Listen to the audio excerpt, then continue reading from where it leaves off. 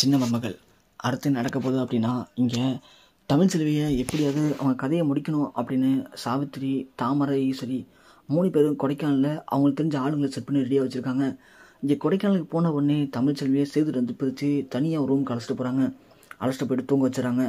இங்கே தமிழ்ச்செல்வியை அடுத்த நாள் காலையில் கொடைக்கானல் சுற்றி பார்க்க போகும்போது எப்படியாவது தமிழ்ச்செல்வியை ஆளுங்களை வச்சு கடத்திடணும், கடத்திட்டு ஏதாவது ஒரு மலை பக்கமாக கொண்டு போய் அவள் கதையை முடிச்சிடணும், அப்போ தான் நாம் நிம்மதியாக இருக்க முடியும் அப்படின்னு இங்கே சாவித்திரியை முடிவு பண்ணுறாங்க.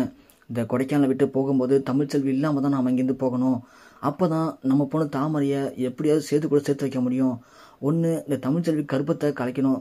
கர்ப்பத்தை கலைச்சாலும் கூட எனக்கு என்னமோ அவள் மேலே பாவப்பட்டு ஏக்கப்பட்டு இந்த வீட்டில் இருக்கவங்க ஏற்றுப்பாங்க.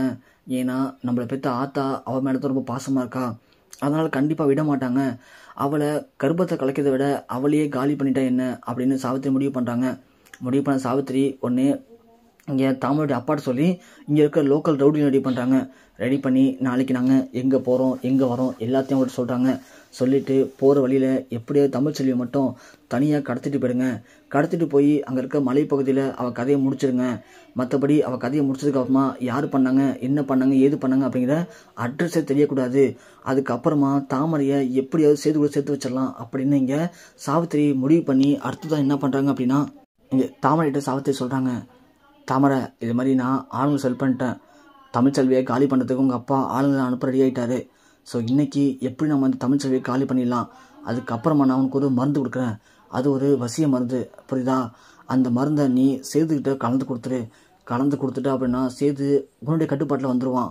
அதுக்கப்புறமா நீ சேது கூட சேர்ந்து ஒரே ரூமில் ஒன்றால் இன்னெல்லாம் பண்ண முடியுமோ பண்ணிவிடு.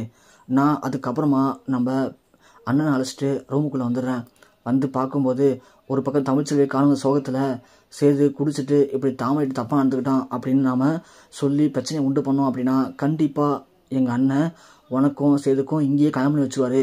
ஒரு பக்கம் தமிழ்ச்செல்வி கதையும் முடிஞ்சிடும், இன்னொரு பக்கம் நாம் ஆசைப்பட்ட மாதிரி உனக்கும் சேதுக்கும் கல்யாணம் ஆகிடும், புரியுதா அப்படின்னு சொல்ல தாமரை உடனே கேட்கறதுக்குலாம் சந்தோஷமாக இருக்குது. ஆனால் இதெல்லாம் நடக்குமாம்மா? நாம் இது வரைக்கும் பிளான் போட்ட மாதிரி எதுமா கரெக்டாக நடந்திருக்கு. நாம் ஒன்று பிளான் போடுவோம், ஆனால் நடக்கிறது வேறு மாதிரிலாமல் நடக்கும் அப்படின்னு தாமரை சொல்ல இங்கே சாவித்திரி ஒன்று, அடியே கூறுகிட்டவளே, எல்லா நேரமும் ஒரே மாதிரி நடக்காதுடி. இங்கே தமிழ்ச்செல்வியை முடிக்கிறது எந்த அளவுக்கு நமக்கு சீக்கிரமோ அதே மாதிரி ஒன்றை சேர்த்து வச்சே ஆகணும். ஏன்னா தமிழ்ச்செல்வி போன சோகத்தில் சேது ஒன்று அப்படி பண்ணிட்டான் அப்படின்னு சொல்லி அப்போ தான் நம்மளும் பிரச்சனையை முடிக்க முடியும். அப்போ தான் அந்த பிரச்சனை விடுவாங்க. இல்லைனா பிரச்சனை இருக்கிறதுக்கு அதிகமாகிட்டு தான் போயிட்டுருக்கோம், புரியுதா? நான் சொல்கிற மட்டும் தெளிவாக புரிஞ்சுக்கோ. இன்றைக்கி நான் தமிழ்ச்செல்வி கதையை முடிச்சிடுவேன். சேது கதையை உன் பக்கம் கொண்டு வரது உன் கையில் தான் இருக்குது. அதை நீ தான் பார்த்துக்கணும், புரிஞ்சுக்கோ அப்படின்னு இங்கே சாவித்திரியும் தாமரையும் முடிவு பண்ணுறாங்க.